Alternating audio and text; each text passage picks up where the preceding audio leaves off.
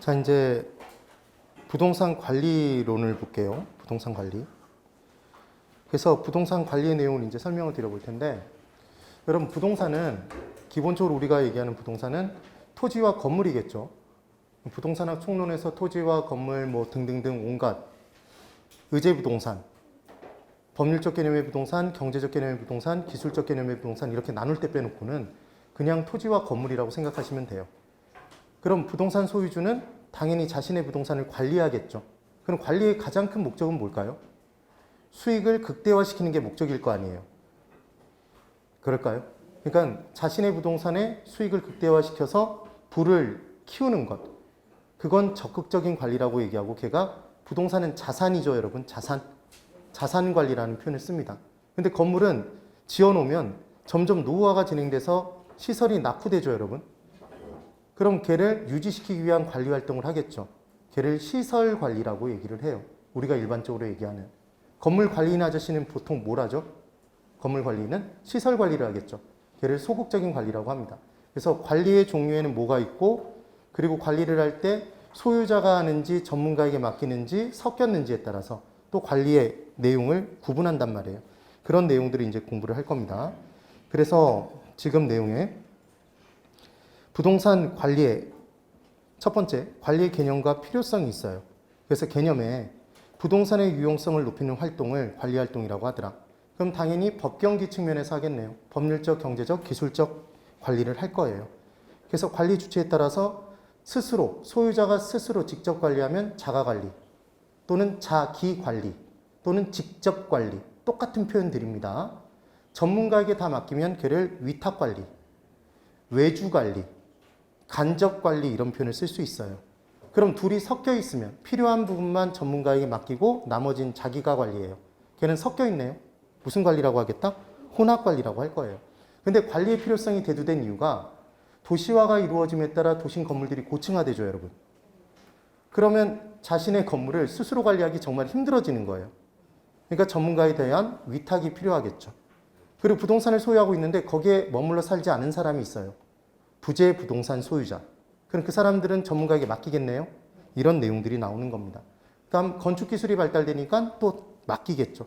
건축기술이 발달되면 등 하나 스스로 갈기도 힘들어지는 거예요. 그런 내용이 되는 겁니다. 그리고 이제 부동산 관리 영역에 시설관리, 자산관리, 기업관리 이런 식으로 쪼개는데, 시설관리는 간단하게 시설, 하자, 보수 등을 하는 거예요. 얘를 소극적 관리라고 하더라. 그래서 시설관리의 소극적 관리, 시옷 동그라미 쳐보실래요? 시설관리는 시옷, 소극적 관리 시옷. 얘가 적극적 관리라고 나오면 X인 거예요. 그 다음 자산관리는 부동산의 가치 증대와 부의 극대화를 실현시키는 것. 그래서 적극적 관리예요. 지읒 동그라미 쳐보실래요? 자산관리의 지읒 동그라미, 그리고 적극적 관리의 지읒 동그라미. 그래서 가장 중요시 되는 건 자산가치더라. 기업관리는 대놓고 시험 문제에 나오지 않습니다. 그 정도를 기억해 두시면 돼요. 그리고 부동산 이제 관리의 내용을 기술적 관리, 경제적 관리, 법률적 관리로 토지와 건물의 내용을 쫙 쪼개요. 그런데 이 부분에서 기술적 관리에는 4가지가 있답니다. 기본적으로. 그래서 지금 내용에 위생관리, 설비관리, 보안관리, 보전관리 이렇게 돼 있죠. 박스 보이시나요? 예. 그리고 지금 그냥 기본서에도 그 내용들이 다 있는 거예요. 그래서 위생관리, 설비관리, 보안관리, 보전관리 돼 있는데, 보안은 기밀유지라고 한번 적어보실래요? 기밀유지. 우리가 보안이 되는 건, 보안을 지킨다는 건 결국은 기밀을 유지하는 거잖아요. 기밀유지와 관련되네요. 보전관리, 방범 방제 활동들을 얘기해요. 그 다음 경제적 관리는 돈 수입 비용과 관련이 있으면 얘는 다 경제적 관리인 거예요. 그럼 회계 관리는 돈 수입 비용과 관련이 있죠. 수지 관리, 수익과 비용을 비용을 지출이라고도 하죠. 수지는 당연히 돈 수입 비용과 관련이 있습니다. 근데 인력 관리에다 체크를 하나 해두실래요? 왠지 뭐처럼 느껴지기 쉽냐면 기술적 관리로 느껴지기 쉬워요. 근데 얘는 어디에 들어가 있다? 경제적 관리예요. 기억하는 방법. 한 번만 들어보시면 절대로 안 까먹어요. 사람 잘못 쓰면 돈이 줄줄 새나요? 그래서 인력 관리는 어디에 들어간다? 경제적 관리에 들어간다. 그 다음 법률적 관리는 권리, 조정, 계약이라는 단어가 딱 뜨면 무조건 법률적 관리예요. 그래서 관리의 유형 중에 법경기 관리 중에 어디에 속하는지를 섞어낼 수 있다고요. 어떤 식으로 섞어내냐면 이런 식으로 섞어내는 거죠. 인력 관리는 경제적 관리가 아닌 기술적 관리다. 이런 식으로 함정을 판다고요. 잡아내시는 거예요. 그럼 고개 들어보실까요? 임대차 계약 관리는 경제적 관리다. X죠. 법률적 관리예요. 뭐가 들어갔으니까? 계약이 들어갔으니까 그런 내용이 됩니다. 그 다음 이제 토지와 건물의 각각의 기술적 관리, 경제적 관리, 법률적 관리를 쪼개는 내용 구분을 해보는데 이 부분에서 토지 부분이 나올 가능성이 조금 있어요. 토지에다 체크를 하나 해두세요. 토지 부분. 그리고 이제 설명을 드려볼 테니까 들어보세요. 경계를 확정합니다. 토지 여기까지는 내 거, 여기까지는 네 거 이렇게 경계 확정을 하죠. 그럼 왠지 뭐처럼 느껴지세요? 법률적 관리처럼 느껴지죠. 그렇죠? 근데 그렇게 나누기 위해서는 지적 측량 등의 기술이 필요하죠. 그러니까 경계 확정은 뭐다? 기술적 관리에 속하는 거예요. 그리고 경사지 대책, 옹벽 등을 세우고 무너져 내리지 않도록 그런 건 다 기술적 관리가 되는 겁니다. 그런데 이제 경제적 관리 부분에 뭘 기억해 두시면 되냐면 나대지가 있습니다, 여러분. 아직 본격적으로 이용을 하지 않고 있어요. 걔를 자재야 치장으로 이용해주고 대가를 받아요. 돈 들어오죠. 그러니까 걔는 경제적 관리. 테니스 코트로 이용해주고 대가를 받아요. 돈 들어오죠. 걔는 뭐다? 경제적 관리. 그런 내용이 되는 거예요. 그 다음 법률적 관리는 다 뭐가 들어있죠, 지금? 권리, 계약, 조정 이런 개념이 나와 있어요. 근데 토지 도난의 대책이라는 게 있네요. 거기다 체크 하나 해두실까요? 내가 소유한 토지 소유하고 있었는데 밤사이 잠자고 있을 때 누군가 한 포크레인 탁 퍼가면 내 토지가 도난당하나요? 그렇다면 그걸 막기 위해서는 기술적 관리를 하는 걸 거잖아요. 근데 그게 아니라 법률적 개념에서 뽑아가는 거죠. 뺏어가는 거란 말이에요. 그러니까 토지의 도난 방지 대책은 어디에 속한다? 법률적 관리에 속하는 거예요. 구분을 꼭 해두세요. 그 정도만. 그리고 건물 부분에서는 뭐 위생관리에 청소, 해충관리 뭐 이런 내용들이 설마 나오겠습니까? 안 나온단 말이에요. 그리고 보안관리에는 방범, 방지활동 등이 들어간다 뭐 이런 내용이 있는 거고 그 다음 이제 경제적 관리에 손익분기점 관리, 손익분기점 돈 수입 비용과 관련이 있죠? 회계관리, 인력관리 똑같이 나와 있어요. 그 다음 법률적 관리를 봤더니 임대차 계약이죠? 기타 시설 이용에 관한 계약이죠? 권리보존관계, 권리죠? 되셨어요? 공법상이면 아예 법이라고 나와 있죠? 그러니까 다 법률적 관리란 말이에요. 이 부분에서 틀려가지고 오시면 정말 안 됩니다. 서비스 문제라고 보셔야 돼요. 서비스 문제. 이런 문제가 나오면. 그 다음 그 밑에 3번에 관리 이제 3방식이 있는데 자가관리가 있고 위탁관리, 혼합관리가 있습니다. 자가관리는 여러분 소규모의 단독주택이면 전문가에게 맡겨놓으면 돈만 들어가죠. 내가 충분히 관리가 가능하단 말이에요. 그래서 예전에 전통적인 관리 방식은 자기 거 자기가 관리하는 자가관리였어요. 소유자가 직접 관리. 그럼 여기서 중요한 것. 고개 들어보세요. 소유자는 관리의 전문성이 있을까요? 일반적으로 떨어지겠죠. 그러니까 관리의 효율성이 떨어져요. 그런데 소유자가 직접 관리하면 기밀 유지가 잘 될까요? 자기가 자기 거 관리하니까. 그렇겠죠? 그럼 보안 관리의 효율성은 높다? 보안 관리의 효율성만 높죠. 자가 관리는. 걔를 주의해 두셔야 돼요. 그러면 위탁 관리는 남에게 맡겨요. 그럼 관리의 전문가니까 맡길까요? 전문성이 떨어지는 사람한테 맡길까요? 전문성이 높은 사람에게 맡기겠죠? 그러니까 관리의 효율성이 높은 게 장점이겠죠. 그때 딱 한 가지 관리만 효율성이 떨어지겠네요. 남에게 맡기면 그 사람이 전문가여도 기밀 유지는 안 되겠죠. 그래서 보안 관리 효율성이 낮은 게 위탁 관리의 단점이죠. 문제의 포인트가 이해가 되세요? 그런 식으로 나올 수 있다고요. 그래서 부동산 관리 전문가에 의한 관리 방식이고 건물이 고층화되고 부대 시설이 다양화되기 때문에 전문가에 의한 관리가 필요해진다. 지금 그 얘기입니다. 그런데 제대로 된 관리 업체를 선정하는 데는 어려움이 따르긴 하겠죠. 그네요. 그런데 만약에 관리 업체가 관리를 잘 못해요. 그럼 잘라버리면 되나요? 잘라버리면 되겠죠. 근데 소유자가 직접 관리해요. 그럼 소유자가 나태해요. 자기 스스로. 그럼 자기가 자기를 자르나요? 못 자르죠. 그래서 이때 관리 업무가 타성에 젖기 쉬운 것. 그럼 걔는 무엇의 단점이다? 자가관리의 단점인 거예요. 만약에 전문가에게 위탁했는데 타성에 젖어서 나태하면 잘라버리면 되죠. 그 차이를 기억해 두세요. 그 다음 혼합관리는 자가관리에서 위탁관리로 다 맡기는 것으로 가는 과도기적 형태래요. 중간에 나타난답니다. 그러면 이 혼합관리가 나타날 때 중요한 포인트는 이런 거예요. 일반적으로는 자, 여기를 보실까요? 지금 관리는 무슨 관리한다고 그랬죠, 여러분? 법경기 관리를 한다고 그랬어요.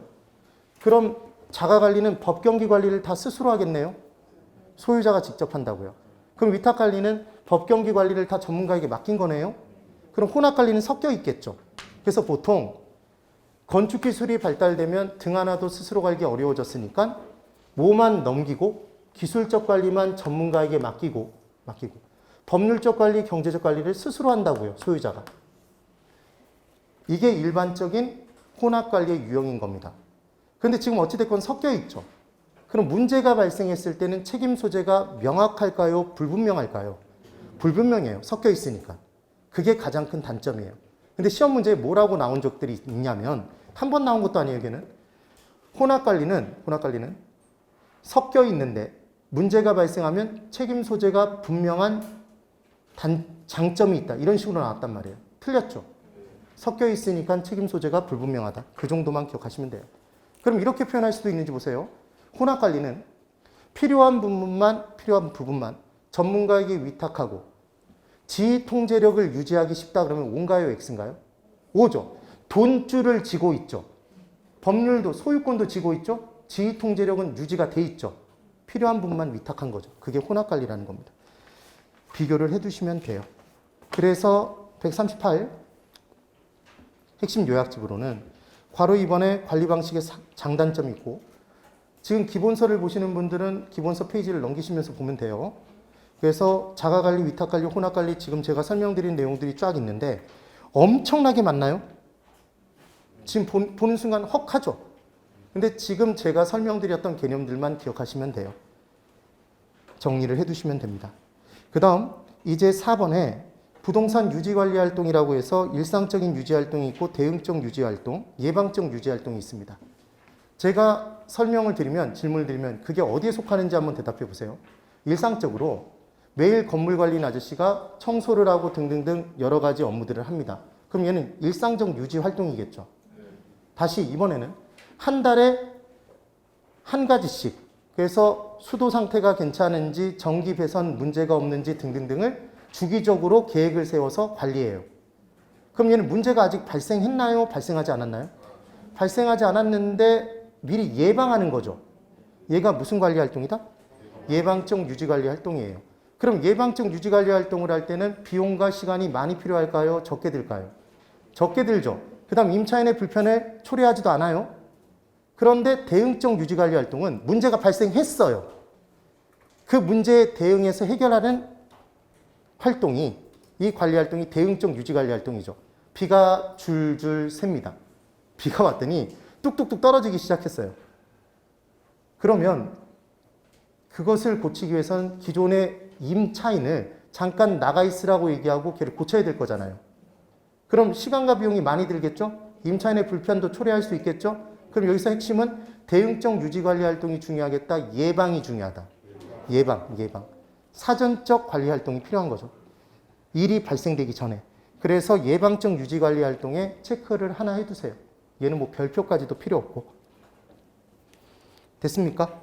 그 다음 5번에 용도별 대상 부동산 관리 활동이라고 해서 주거용, 상업용, 매장용, 공업용, 특수용, 특수목적용 이렇게 돼 있는데 매장용만 하나만 확인 뜨시면 돼요. 이건 이따가 바로 설명드리면 개념을 잡을 수 있어요. 6번에 임대차 관리 활동에 임차인 선정 기준이 있죠. 그리고 7번에 임대차 계약의 종류가 있는데 이걸 한데 묶어서 한번 설명을 드려볼게요. 여기 보실까요? 지금 부동산 관리에 대해서 설명을 드리고 있습니다. 근데 부동산 관리를 할 때 임대차 관리를 하겠죠, 여러분? 근데 임대차 계약에 세 가지 종류가 있어요. 각각 주거용 부동산과 상업용 부동산과 공업용 부동산에 임대차 계약의 유형이 달라요. 그래서 이 다른 내용은 어떻게 보시면 되냐면 임차인이 임대차니까 임대인이 있고 임차인이 있을 거 아니에요. 임대인이 임차인한테 모든 걸 다 걷어요. 다 받아요. 그럼 얘는 순임대차일까요? 총임대차일까요? 다 받아, 다. 총이죠. 총임대차 계약이에요. 걔가 보통 이루어지는 게 뭐냐면 주거용 부동산에서 총임대차 계약이 이루어집니다. 우린 총을 뭐로 공부했었죠? 조총. 한자로 조가 총이란 얘기를 했어요. 임진왜란 때 왜구가 쐈던 재수없는 총의 이름이 뭐다? 조총. 이렇게 기억을 하는 거죠. 자, 들어보세요. 살아보셨는지 모르겠지만 다가구 주택이 있습니다. 3층이에요. 3층. 그래서 소유자는 한 명이죠. 집주인은 보통 어디에 살죠? 집주인이 반지하에 사는 경우는 없어요. 집주인은 임차인이 자신의 머리를 밟고 다니는 걸 싫어하죠. 보통 3층에 살아요. 그리고 1, 2층을 세를 줬어요.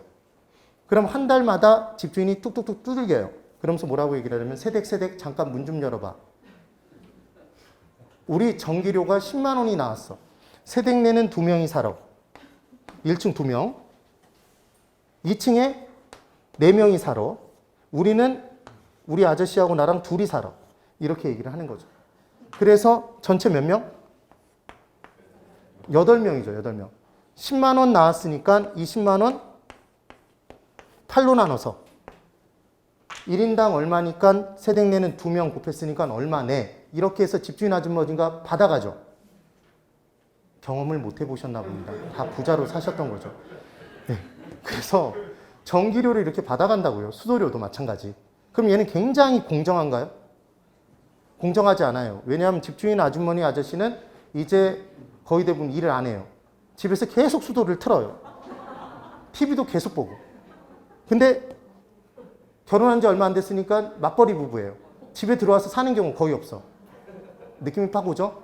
그런 내용이에요. 그러니까 어찌됐건 얘는 총임대차 계약. 그래서 임대료 빼놓고도 전기료, 수도료 등도 다 임대인이 다 받는단 말이에요. 그래서 그걸 수도 공급자, 전기 공급자에게 별도로 자기가 걷어서 납부하죠. 그리고 자기가 임대료를 챙겨요. 이게 총임대차 계약이에요. 보통 어느 부동산에? 주거용 부동산에 해당이 되죠. 그런데 이제 상업용 부동산에서는 어떤 일이 발생하냐면 이렇게 일이 발생이 되는 거예요. 상업용 부동산은 백화점에 여러분, 백화점에 내가 분명히 자주 가던 매장이 있었는데 그 매장이 빠지는 경우 있나요? 다른 매장으로 바뀌는 경우 있죠. 그럼 보통은 왜 바뀌냐면 매출액이 떨어져서 바뀌어요. 그럼 백화점 입장에서는, 임대인 입장에서는 왜 매장의 매출액이 줄었는데 쫓아낼까요? 그 매출액의 일정 비율만큼을 임대료를 더 받기 때문이죠. 그래서 얘를 뭐라고 얘기를 하냐면 비율 임대차라고 얘기를 해요.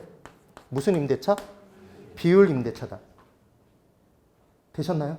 그러면 상업용 부동산, 매장용 부동산에서 임대인은 임차인과 비율 임대차 계약을 맺는 경우가 흔하기 때문에 임차인을 선정할 때 제일 중요한 판단 요소가 임차인의 가능한 매상고겠네요. 가능 매출액 되세요? 그럼 주거용 부동산에서는 임대인이 임차인을 선정하는 기준은 5층짜리 건물에 주거용 부동산에 주거용 건물이 있었는데 순한양 아저씨가 사시다가 순한양 아저씨가 사시다가 이사 가셨어요. 그리고 깍두기 아저씨가 들어오신 거죠. 이분의 장기는 연장질이에요. 그래서 주차 문제가 생기면 막 연장을 들고 쫓아가요. 죽여버리겠다고 막 이렇게 쫓아가는 거예요. 그러면 살벌해서 살 수가 없죠. 그래서 주거용 부동산에서 임대인이 임차인을 선정하는 기준은 기존 사람들과의 친화력, 연대감을 따집니다. 그래서 항상 집주인이 면접을 보죠, 사실은. 세입자에. 참 순하게 생겼네, 들어와도 돼, 뭐 이렇게. 네, 그렇습니다. 별로 느낌이 안 오시나 봐요. 그 다음, 공업용 부동산은 순임대차 계약을 행한답니다. 순은 빼낸 건가요, 여러분? 순수한 거잖아요, 순수한. 그러니까 얘는 순수한 임대료만 임대인이 임차인에게 받는 거죠. 그럼 나머지 전기료, 수도료, 세금 등은 다 전기료, 수도료, 그리고 보험 가입 등 뭐 그런 것들은 다 누가 알아서 하는 거다? 임차인이 별도로 알아서 해요. 얘는 순수한 임대료만 받는 거예요. 그 이유가 뭐냐면 똑같은 공장 건물이 있는데 그 공장 건물에 들어와서 공장주가 일을 할 때 생산하는 물건에 따라서 위험의 정도도 다르고 전기를 쓰는 정도도 다르고 수도를 쓰는 정도도 다르죠. 맞나요? 그러니까 얘는 걔들을 다 뺀 순수한 임대료만 받는다 그래서 얘는 순임대차 계약을 맺어요. 그럼 공업용 부동산의 경우에 기존 업체와 적합하면 상호 간의 효율성이 높아지겠죠? 임차인을 선정하는 기준입니다. 그때 순임대차 계약은 1차, 2차, 3차 순임대차 계약으로 쪼개진대요. 그래서 얘를 기억하시는 방법은 1, 2, 3 보유라고 기억을 해보시는 거예요. 뭐라고 기억한다? 1, 2, 3 보유. 그래서 1차 순임대차에 뭐가 포함되는지 외우실 필요 없어요. 거기에 보험료까지 더하면 몇 차가 되고? 2차가 되고 2차에 뭐까지 더하면? 유지관리비까지 더하면 3차 순임대차 계약으로 바뀌어요. 이 정도만 기억하시면 돼요. 그 다음 한 끼에 밥을 먹으면 가장 많이 먹을 때 몇 그릇 먹을까요? 3그릇. 그래서 가장 많이 쓰이는 순임대차 계약은 3차 순임대차 계약이에요. 근데 사람들이 보통 밥을 먹으면 몇 끼 먹죠? 몇 끼가 아니라 한 끼에 몇 그릇 먹어요? 그랬더니 나는 2그릇 먹는데 그러면 답이 안 나와요. 보통 한 그릇 먹잖아요. 그래서 보통 그냥 순임대차 계약이라고 하면 얘는 1차 순임대차 계약인데 공업용 부동산에서 제일 많이 쓰이는 순임대차 계약은 몇 차다? 3차 순임대차 계약이다. 이 정도를 기억해 두시면 됩니다. 되셨어요? 지금 그 얘기를 한 거죠. 그게 지금 다 정리가 돼 있죠. 파란색으로 다 정리되어 있나요? 네. 그래서 요약집을 좀 보시기 편하게 만들어 놨어요. 그 다음 140페이지. 8번에 건물의 내용 연수가 있습니다. 기본서에도 건물의 내용 연수가 있는데 내용 연수에 대해서 설명을 한번 드려볼게요. 내용 연수는 견디어내면서 쓸 수 있는 정도인가요? 맞죠? 이게 내용 연수 또는 내구 연한입니다. 인내할 때 내자에 쓸 용자, 견디어내면서 쓸 수 있는 것. 그럼 여러분 감정평가론에서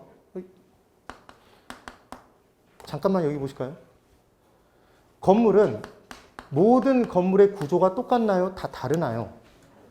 많이 다른 건물들이 있죠.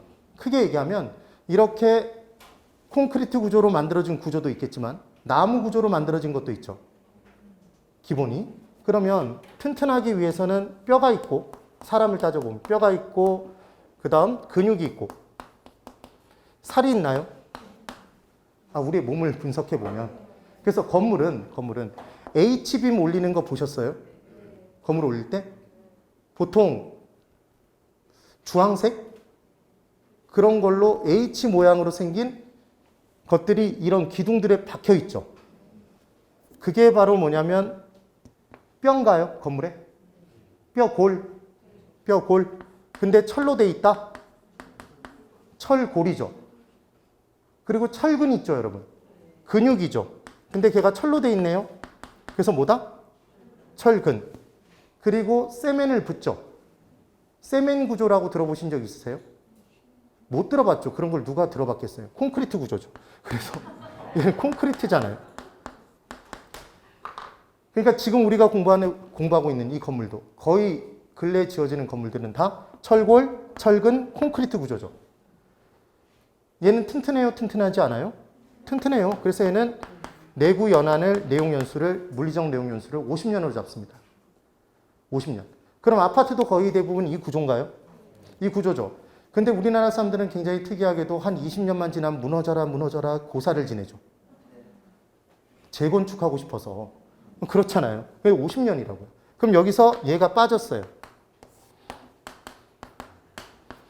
얘 무슨 구조죠? 철근 콘크리트 구조죠. 그럼 이때 안전성의 정도가 조금 단단함의 정도가 떨어질 거예요. 얘 내구 연한을 몇 년으로 잡냐면 40년입니다. 몇 년? 40년. 그냥 들어보시면 돼요. 이걸 적지 마세요. 이거 시험 문제 안 나와요.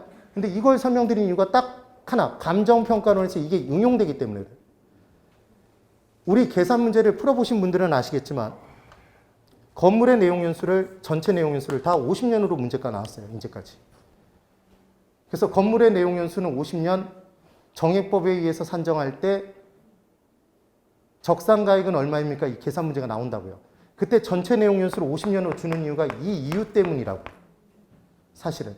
그럼 나무 구조는 오래 버팅일까요? 오래 버팅이지 못할까요? 얘보다는.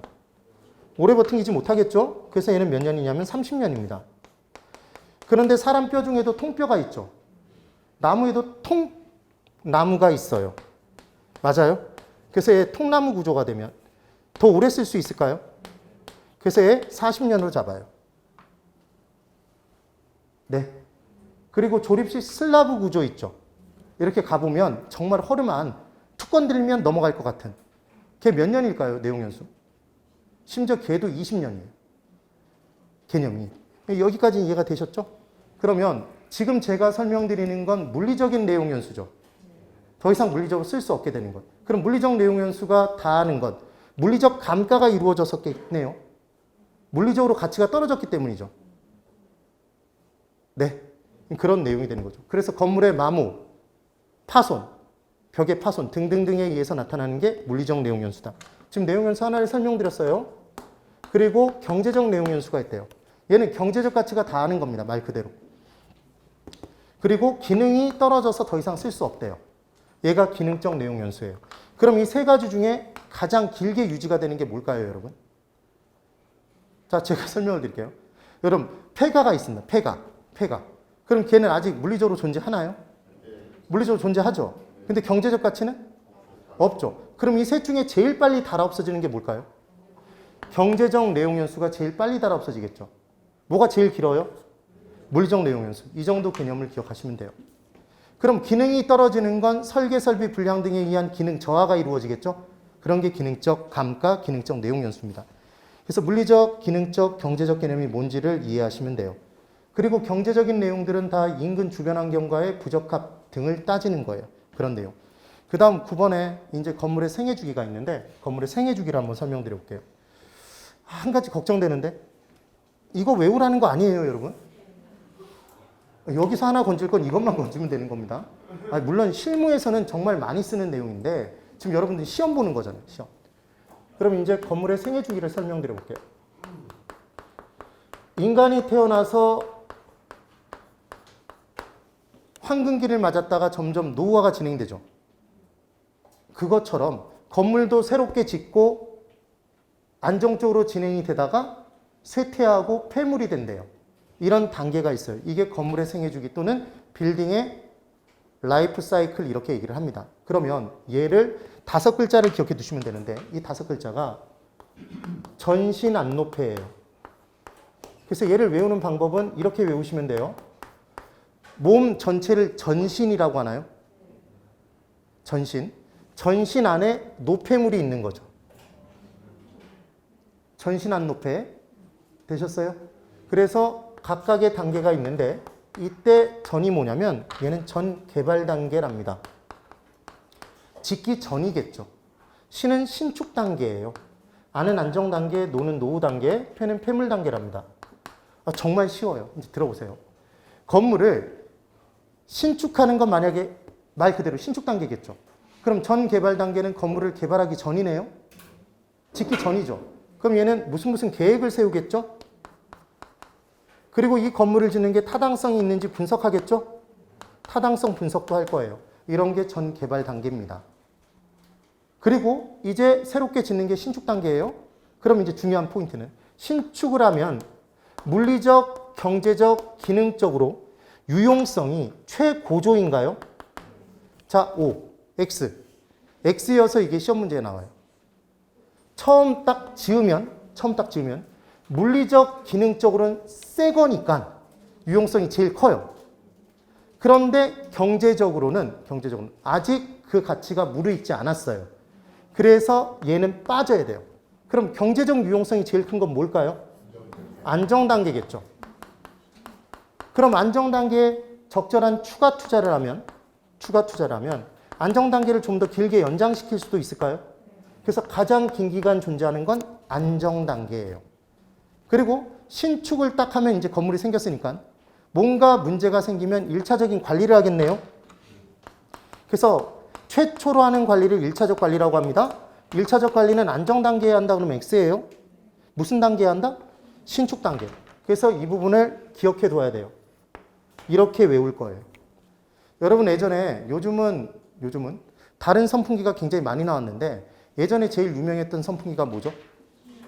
신일 선풍기? 한일이라고 얘기하면 걔는 자동 펌프. 그래서 신일 선풍기. 기억하세요? 1차적 관리는 언제 하는 거다? 신축 단계. 그러면 건물이 경제적 유용성이 제일 크고 추가 투자를 적절하게 해서 제일 길게 존재하는 단계가 안정 단계입니다. 그럼 가격 수준이 제일 높은 게 안정 단계겠죠, 여러분? 그 얘기예요. 그러다가 건물이 점점 노후화가 진행돼서 뭔가 하자가 본격적으로 발생이 돼요. 그럼 이때 추가 투자를 하게 되면 밑빠진 독에 물 붓기가 돼요. 그래서 웬만하면 추가 투자를 안 합니다. 그래서 더 이상 쓸 수 없게 되는 폐물이 되는 거죠. 폐물 단계. 그럼 헐고 다시 돌아가겠네요. 전 개발 단계로. 이게 건물의 생애 주기예요. 되셨죠? 함정을 어디서 팔지 딱 느껴지시잖아요. 네, 그런 내용입니다. 그 부분을 기억하시면 되고요. 그래서 신축 단계, 안정 단계 부분에 제가 중요한 부분들을 파란색으로 체크를 해놓은 거죠. 그렇게 보시면 돼요. 그래서 부동산 관리로는 그 정도를 딱 정리해 주시면 다 문제를 풀 수 있는 겁니다. 그럼 제가 질문을 드려볼게요, 여러분. 아까 자산 관리는 제가 이 부분은 시험 문제에 잘 나온다고 그랬죠. 시설 관리와 자산 관리가 있었습니다. 이 둘 중에 바로 대답하세요. 이거에 유의하시는 거죠? 네? 시설 관리는 적극적 관리다. OX. X. 자산 관리는 소극적 관리다. X. 적극적 관리. 되셨죠? 자산 가치를 올리는 모든 활동들은 다 자산 관리예요. 투자론에서 우리가 투자론을 공부하는 이유는 투자 가치를 극대화시켜서 부의 극대화를 시키는 거잖아요. 투자론에서 봤던 내용들이 나오면 다 무슨 관리겠다? 자산 관리예요. 그러면 포트폴리오 관리는? 자산 관리지 시설 관리가 아닙니다. 하자 보수는? 시설 관리예요. 시설 관리. 매각 시기의 판단? 자산 관리죠. 매입 시기의 판단? 자산 관리죠. 이해되셨어요? 그렇게만 기억해 두시면 돼요. 쉽습니다. 그 다음 이제 부동산 마케팅이 있는데 마케팅의 내용을 이제 설명을 한번 드려볼게요. 이거 쉽나요? 어렵나요? 쉽죠? 이런 것만 공부했으면 좋겠죠. 투자론이나 감정평가론 다 제껴놓고 이것만 했으면 좋겠는데 그러면 안 돼요. 지금 부동산 관리론에서 시험 문제 몇 문제 나올까요? 기본 한 문제. 정말 미친 듯이 많이 나오면 두 문제. 다른 문제와 섞여서 1.5문제. 이런 식으로 나와요. 그리고 이제 부동산 마케팅을 공부할 텐데 부동산 마케팅도 한 문제 정도가 나옵니다. 그래서 근데 한 문제가 소중한가요? 소중하지 않은가요? 소중해요, 여러분. 자, 보통 공인중개사 생각하기도 끔찍하지만 공인중개사 자격시험을 딱 보고 나면 떨어지신 분들이 불합격하신 분들이 한 문제 차이로 떨어졌다고 얘기해요. 한 문제. 그럼 사람들이 뭐라고 얘기를 하냐면 그걸 딱 듣자마자 뻥치시네 이런단 말이에요. 그런데 실제로 한 문제 차이로 떨어지신 분이 어마어마하게 많은 시험이 이 공인중개사 자격시험이에요. 거의 어디에 몰려 있냐면 60점이 평균 60점을 넘어야 우리 합격이죠. 네. 그럼 60점, 80점, 40점 이렇게 돼 있으면 공부를 어느 정도 하신 분들 중에 이쪽에 몰려 있는 경우는 거의 없어요. 이 정도예요. 80점을 넘어가는 사람도 한 이 정도예요. 이 정도예요. 여기에 다 있어요. 여기. 다 몰려 있어요. 그래서 한 문제가 소중하다, 소중하지 않다? 소중합니다. 한 문제 한 문제를 정확히 모아야 돼요. 그리고 제일 중요한 건 맞히라고 낸 문제를 정확히 맞춰야 시험에 합격해요. 그거를 하기 위해서는 틀리라고 낸 문제는 시간을 허비하지 말고 그냥 틀려버리셔야 됩니다. 근데 보통 생소한 내용이 딱 1번에 나오면 그때부터 멘탈이 흔들려요. 그래서 1번을 풀었더니 못 보던 내용이 나왔어요. 그럼 제가 항상 얘기했던 걸 이제 기억하는 거죠. 모르는 문제가 나올 수도 있다. 그래서 제가 한 두 문제 정도는 모르는 문제가 나올 수도 있다는 말씀을 드려요. 근데 1번에 딱 모르는 문제가 나왔어요. 그러니까 그때는 멘탈을 부여잡았죠. 아, 그때 그놈이 모르는 문제가 나올 수도 있다고 그랬지. 그때 그놈은 저고. 고개를 이제 끄덕이면서 넘어갔어요. 근데 2번에 또 모르는 문제가 나왔어요. 그럼 이제 약간 멘탈이 흔들리지만 그때 얘기한 게 두 문제니까. 그러면서 심호흡을 크게 들이신 상태에서 안정하고 이제 3번을 봤죠. 3번이 긴가민가해. 그럼 이제 멘탈이 나갔어. 그래서 뒷부분에 정말 쉬운 문제들이 어마어마하게 쌓여 있어도 이미 내 마음은 혼동 그 자체이기 때문에 이미 문제를 못 풀어요. 그래서 실제로 우리 시험 문제 1번 문제가 맹지가 답이었던 시절이 있었어요. 맹지, 도로에 접합면이 없는 토지를 무엇이라고 하느냐, 토지용어로. 답이 맹지였단 말이에요. 그걸 모르는 사람이 있을까요? 뭐 공부를 하나도 안 했으면 모르겠지만 기본적으로 다 맞히겠죠.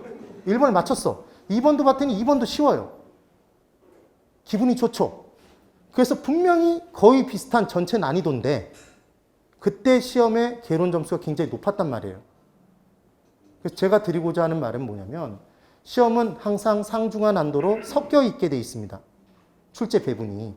그러니까 앞에 상난이도의 문제가 나올 수도 있고 뒤로 빠져 있을 수도 있어요. 그러니까 우리는 풀 수 있는 문제만 착착착 찾아 풀면 적어도 제 수업을 정확하게 들으신 분들은 75점 이상을 받을 수 있어요. 실제로. 용기를 가지고 열심히 하십시오. 오늘 180일인가 남았을 거예요, 아마. 180일. 이런 얘기를 하면 되게 싫어해요. 그런데 180일이면 시간이 많이 남은 건가요? 적게 남은 건가요? 많이 남았어요, 여러분. 많이 남은 거예요. 하루에 4시간씩만 공부해도 320시간이 아니라 720시간이 남은 거죠. 그럼 우리 6과목이죠. 그럼 한 과목당 100시간 이상을 투여해서 공부할 수 있는 시간이 우리에게 남아있는 거예요. 큰 시간이죠? 그리고 또 하나 중요한 건 제가 항상 얘기하는 건데 곰이 사람이 되는데 며칠 걸렸죠? 며칠 걸렸어요? 100일 걸렸죠? 그럼 사람이 공인중개사가 되는데 180일이면 대고도 남죠? 네. 열심히 하시면 된다는 얘기입니다. 부동산 마케팅에 대해서 이제 설명을 드릴게요. 마케팅은 마켓에서 나온 단어라고 보시면 돼요. 마켓은 시장이죠. 시장은 실제로 넓어요, 좁아요? 부동산 시장은 굉장히 넓죠. 그래서 시장 활동, 부동산 시장 활동을 부동산 마케팅이라고 하니까 개념이 넓다, 좁다, 넓다. 이걸 기억해 두시는 거예요. 그리고 그 마케팅에는 포함되는 것들이 굉장히 많아요. 그래서 부동산 마케팅 대상은 부동산 그 자체만 들어가는 게 아니라 부동산 관련 증권도 부동산 마케팅의 대상이 돼요. 되셨죠? 그리고 이제 환경을 미시적 환경, 거시적 환경 이런 식으로 구분을 하는데 그 부분의 중요한 포인트는 뭐냐면 정부는 크죠, 사실은. 크게 느껴지잖아요. 근데 정부가 미시적인 환경에 속한대요. 근데 미시적 환경이라고 얘기하는 건 거의 대부분 무언가 주체예요. 그러니까 매도인, 매수인, 그 다음 중개사 이런 식으로. 그럼 정부도 하나의 주체로 보는 거죠. 그래서 뭐로 본다? 미시적 환경. 근데 얘가 거시적으로 판단되기가 쉬워요. 그래서 기억하시는 방법은 예전 쌀 중에 정부미가 있었죠. 정부미를 아시는 분은 연식이 어느 정도 된 겁니다. 그래서 보통 때는 정부미를 먹고 소풍 갈 때 일반미로 김밥을 싸서 다녔었잖아요. 저의 연식이 어느 정도 느껴지시죠? 그래서 그런 내용으로 기억을 해주시면 돼요. 그래서 마케팅 부분의 의의, 필요성 등등등의 내용이 있습니다. 마케팅 특성이 있고 마케팅 환경이 있는데 마케팅 환경 부분에 좀 구분을 해주시면 돼요. 미시적 환경 부분에 디귿에 정부와 관련된 환경 있나요? 정부만. 그리고 혹시 모르니까 정부미라고 적어 놓으세요. 정부미. 됐습니다. 그 다음 괄호 1번에 마케팅 전략의 수립 방법이 있는데 이 부분의 내용이 이제까지 단 한 번도 나온 적이 없어요. 그런데 혹시 몰라서 이 부분은 조금을 설명을 드려볼게요. 지금 141페이지 괄호 1번 마케팅 전략의 수립 방법이라고 돼 있고 지금 기본서 부분에서는 434페이지에 있는 내용. 근데 거기다가 제가 별표를 3개 쳐놨어요. 3개. 그래서 그 부분의 내용을 한 번만 정리를 해보는데 여기가 한 가지 헷갈리는 점이 있기 때문에 그래요. 여기를 한번 보실까요?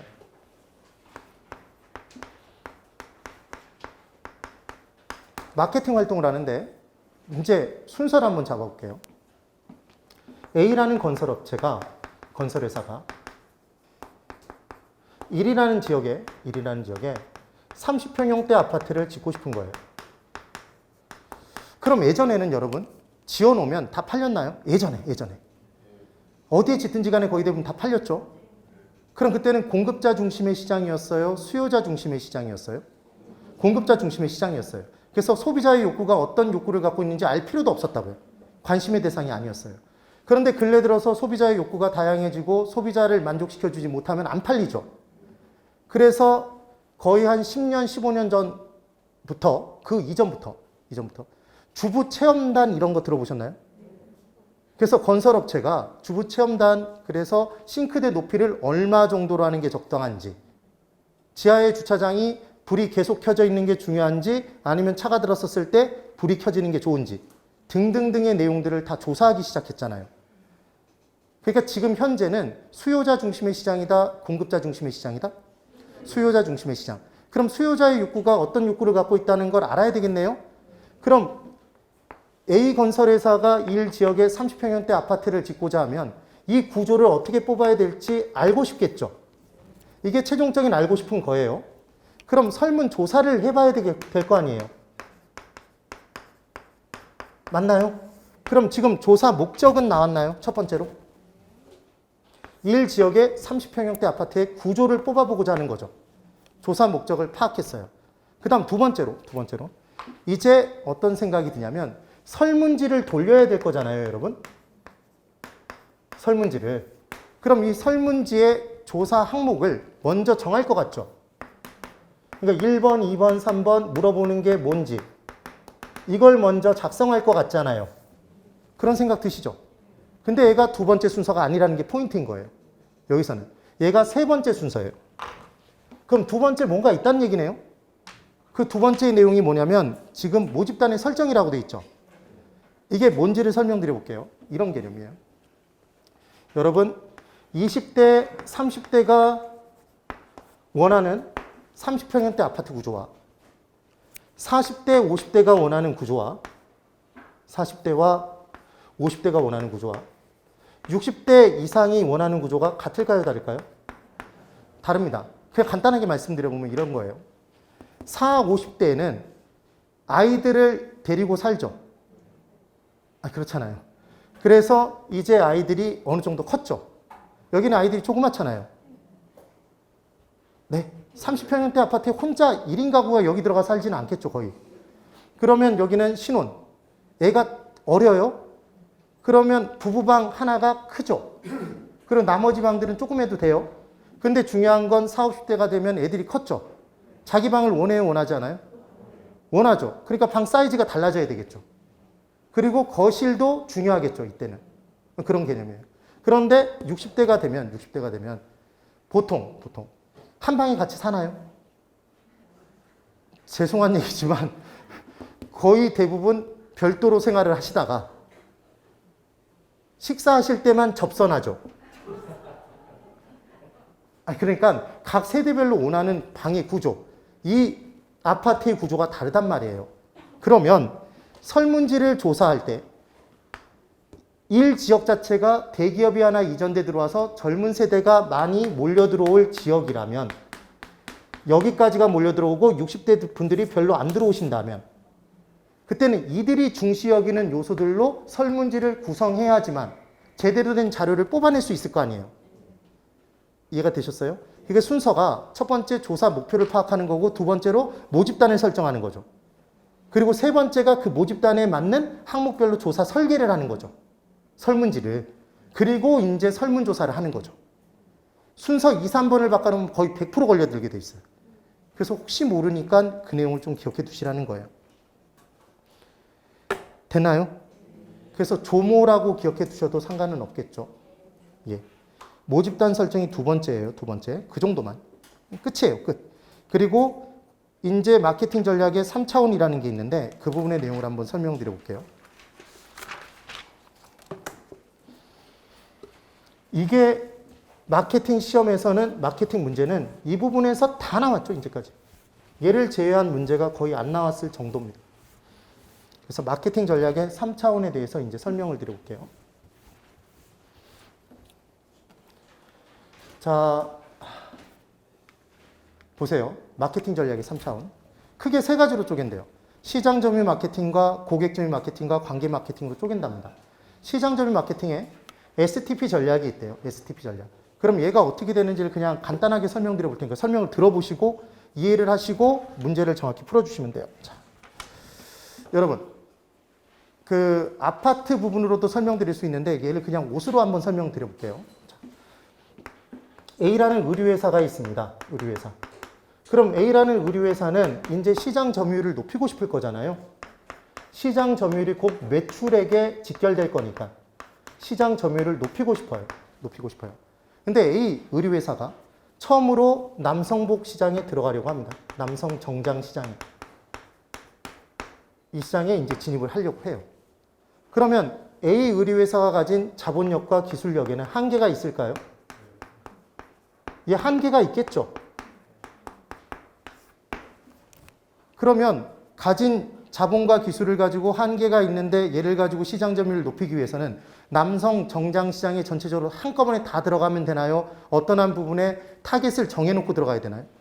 타겟을 정해서 그 부분에서 이겨서 시장 점유율을 높여야 되겠죠. 그래서 남성복 시장을 세분화시켜 봤더니 수요자 집단별로 남성 정장을 소비하는 사람들 별로 고가 시장이 존재하더라는 거예요. 얘 100만 원을 넘어가는 고가 시장이 있더라는 거예요. 그럼 이 시장의 수요자들의 특징은 가격은 아무런 지장이 없어요. 오로지 품질만 더 놓고 브랜드만 좋으면 돼요. 유명하면 돼요. 그런데 이번에는 중고가 시장이 있어요. 그래서 보통 한 50만 원에서 100만 원 사이래요. 이런 양복도 있겠죠? 그럼 이 사람들이 보는 건 가격도 중시 여기나요? 그러면서 품질도 높아야 되겠죠? 근데 이번에는 중저가 시장이 있대요. 시장을 이렇게 나눌 수 있을까요? 나눌 수 있겠죠. 그래서 예를 들어 30만 원에서 50만 원 사이다. 뭐 이런 식으로 쪼개요. 실제로. 지금 누구를 분석한 거죠? 수요자 집단을 분석해서 이 분들의 소비 형태를 특성을 분석해서 지금 시장을 잘게 썰고 있죠. 시장을 뭐 하고 있죠? 세분화시키고 있죠. 세분화시킨 거예요. 그럼 중저가 시장에서는 가격도 중요하고 품질도 좀 높아야 되죠. 그거예요. 양복 3벌에 10만 원 들어보신 적 있나요? 아, 이런 것도 있다니까요. 그러면 저가 시장으로 얘가 3벌에 10만 원 뭐 이런 식이면 여기선 품질이 중요한가요? 중요하지 않아요. 그냥 양복이면 돼요. 정장이면. 그래서 얘는 품질을 따지지 않고 오로지 가격 경쟁력이 높은 부분이겠네요. 소비자의 선택 기준인 거예요. 최대한 싼 거. 그래서 시장을 뭐 해놓고 첫 번째? 수요자 집단의 특성별로 세분화시켰죠.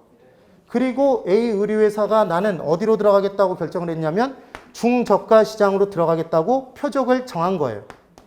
타겟팅 했겠죠? 표적 시장을 선정했어요. 시장을 선정했죠. 그래 놓고 봤더니 이 시장에 이미 기존의 공급자들이 있을까요? 기존의 공급자들이 있겠죠. B도 있고 C도 있고 D도 있고 기존의 공급자들이 있을 거예요. 그럼 이들과 차별화된 뭔가가 없으면 시장 점유율이 높아질까요? 예? 높아지지 않죠. 그러니까 기존 업체와의 차별화된 위치로 자신을 선정해야 되겠죠. 그래서 소비자의 인식에 아, A 업체는 새롭게 들어온 A 업체는 가격은 30만 원, 50만 원대로 비슷하지만 유난히 품질이 높은 업체야. 이렇게 소비자의 머릿속에 인식을 박아주면 차별화된 위치로 선정된 건가요? 그럼 시장 점유율이 높아진다, 높아지지 않는다? 높아진다. 이게 바로 세분화 전략, 표적 시장 전략, 차별화 전략. 이게 STP 전략이에요. 세그멘테이션, 세분화, 타겟팅, 표적 시장을 선정한 거고, 타겟을. 그리고 포지셔닝, 기존 업체와 차별화된 위치로 선정하는 거죠. 되셨어요? 이게 STP 전략이란 말이에요. 이게 왜 시장 점유 마케팅인지 이해되셨죠? 이 개념인 거예요. 이게 STP 전략이고, 그래서 S, 전체 시장을 수요자 집단의 특성별로 세분화하고, 그래서 중요한 건 여기서 핵심 단어는 수요자입니다. 수요자의 특성별로, 집단의 특성별로 세분화시킨 거예요. 그래서 이걸 어떻게 함정을 파냐면 수요자 집단의 특성별로 나눈 걸 차별화 전략이라고 한다 그러면 X죠. 그래서 기억하시는 방법, 수요자는 세 분 오셨다고 해야 돼요? 세 놈 오셨다고 해야 돼요? 세 분이죠. 수요자 집단 어쩌고 저쩌고 나오면 세 분화 전략인 거예요. 차별하면 안 돼요, 수요자는. 그렇게 기억하시면 됩니다. 이중 표적 시장을 선정하고 그 다음 다른 공급자들과 차별화를 가져와야 시장 점유율을 높일 수 있다 이거죠. 그래서 얘를 외울 때 우리는 뭐라고 이제 외운다? 세표차. 세표차죠, 얘가. 이 내용이 되는 거예요. 그 다음 포피믹스가 있습니다. 포피믹스는 P자로 시작한 네 가지를 섞는 거예요. 커피믹스는 커피, 프림, 설탕을 섞는 거죠, 여러분. 그래서 믹스는 섞인 겁니다. 이 네 가지를 섞는 거죠. 그래서 얘는 제품인가요? 프로덕트? 프로덕트. 제품이죠, 제품. 그 다음 프로모션은 판매 촉진 활동이죠. 판매 촉진. 그리고 프라이스는 가격인가요? 가격 전략. 플레이스는 얘는 유통이랍니다. 유통. 그러면 얘가 우리가 어떻게 외웠던 거냐면 재판가유 이렇게 외웠던 거죠. 그래서 통째로 우리가 얘를 외웠던 방법이 시장 점유율에 시장 선거를 했는데 점유율에 세 표 차만 난 거죠. 세 표 차. 그러면 재판가유 이렇게 기억하면 된다고 얘기를 하는 거죠. 됐죠? 그래서 제품 판매 촉진 가격 유통입니다. 자, 기억하시는 방법. 아파트입니다, 여러분. 그 아파트에 모든 주차장을 지하로 뽑았어요. 지하로 내려놓고. 지상 공간을 공원으로 바꿨어요. 그럼 다른 아파트보다 제품 경쟁력이 높아지나요? 전자방범 시설을 다 갖췄어요. 제품 전략이죠? 네, 이런 내용. 그 다음 판매 촉진은 아파트 분양을 할 때 지금 사시면 의류, 뭐죠? 스타일러 이런 거를 공짜로 드릴게요. 그러면 그 당시에 분양이 더 많이 활발하게 이루어지겠네요. 판매 촉진 활동이죠. 이게 프로모션이죠. 그래서 5월에 프로모션으로 뭘 한다 이런 얘기 하잖아요. 매출액을 늘리기 위해서. 그 다음 가격을 다른 아파트의 가격보다 좀 더 할인해줘요. 이런 게 바로 무슨 전략? 가격 전략. 그리고 우리는 부동산의 유통은 누구를 통해서 이루어지죠? 공인중개사. 그래서 중개업소 등을 이용하는 게 바로 뭐다? 유통 전략이다. 이렇게 기억해 주시면 끝나는 거예요. 됐나요? 그리고 또 하나. 시장을 쭉 쪼개보면 다른 공급자들이 들어가지 않은 틈새 시장이 있죠. 그럼 틈새 시장을 공략하면 뭐가 높아질까요? 시장 점유율. 그래서 얘도 시장 점유 마케팅에 속한다라고 기억해 두시면 됩니다. 되셨어요? 그래서 제품 판매 촉진, 가격, 그리고 유통 이런 내용을 설명드린 거죠. 이게 무슨 마케팅이다? 고객 점유 마케팅, 시장 점유 마케팅? 시장 점유 마케팅이 되는 겁니다. 이것도 남성복 정장만 기억나시면 절대로 안 됩니다. 이렇게 됐고 고객 점유 마케팅이 있대요. 아이다의 원리라고 얘기를 한답니다. 자, 얘를 그냥 한번 설명을 드려볼게요. 얘는 남자가 마음에 드는 여자를 사귀는 방법이라고 생각하시면 굉장히 쉬워요. 어떻게 생각하시면 되냐면 남자가 그 여자 학생이 마음에 들어요. 남학생이. 그래서 그 남학생이 이제 그 여자 학생을 사귀기 위해서 뭘 했냐면 다이어리를 작성을 했어요. 다이어리를. 그리고 그 다이어리에 뭘 해놨냐면 자신의 얼굴을 뽀샵 처리를 해서 자신의 얼굴과 다른 이미지를 사이버 인물을 만들어냈습니다. 그래서 다이어리에 굳이 그 사진을 붙여놨죠. 본인의 다이어리에. 그리고 거기다가 키하고 몸무게도 다 적어놨어요. 쓸데없이. 키가 174인데 180으로 적어놓은 거죠. 그 몸무게도 적어놨죠. 등등등. 그래놓고 도서관에서 공부하고 있는 그녀 옆에다가 툭 떨어뜨리면 가는 거예요. 그럼 뭘 끌었죠? 주의를 끌었죠. 어텐션을 한 거예요. 어텐션을. 그래놓고 그 이제 주인을 찾아줘야 되니까 펼쳐봤더니 거기에 주저리 뭐라고 적혀있죠? 그러니까 흥미가 유발되죠. 인터레스트. 그래놓고 거기다 뭘 꽂아놨냐면 이 남학생이 통장 10개를 꽂아놨어요. 그럼 사고자 하는 욕망이 불러일으켜지죠. 디자이어. 그 다음 사는 행동으로 옮기게 한다. 액션. 그래서 얘를 연결해 보면 무슨 원칙이다? 아이다의 원리. 따라해보세요. 아이다. 네. 그래서 고객 점유 마케팅이 아이다의 원리입니다. 그럼 얘는 단계가 있나요, 여러분?